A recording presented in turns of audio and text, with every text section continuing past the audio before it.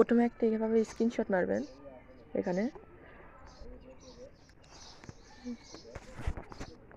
তারপরে অ্যাপে যেতে হবে। অ্যাপে গিয়ে এখানে আপনি কোন সাউন্ডে নিতে চান সেটা টি মারতে হবে। তারপর এখানে গিয়ে এখানে টি মারে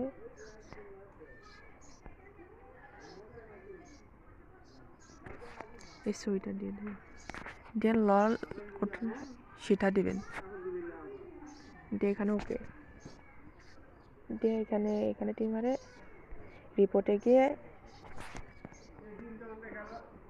20 করে নাল 10 করে দিতে হবে,